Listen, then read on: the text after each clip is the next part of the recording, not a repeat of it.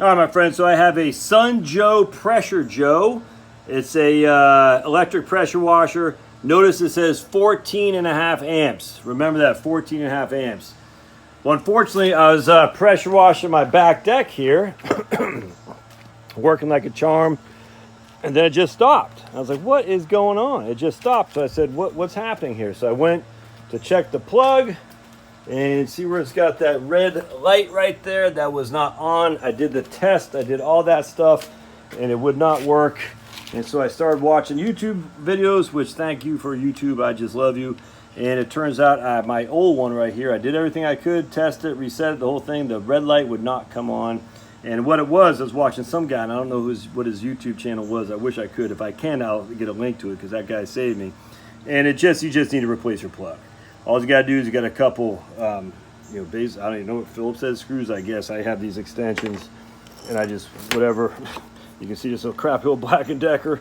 Worked like a charm, you know what I'm saying? And you get those guys out. You loosen up these right here. This is the black. That is the white cord, and they just go underneath there. Pull it out, and then you get your new plug. Pull it in and plug it in.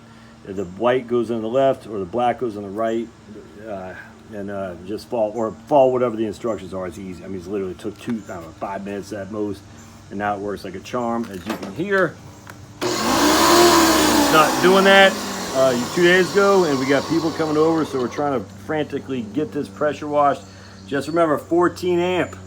So this is what I bought off YouTube, off of Amazon, off my man's link to the show notes there on his video. Now again, I'll put a link to the show notes. Notice 15 amp. There's a 10 amp. I bought that initially before I recognized I didn't think a 10 amp was gonna be big enough.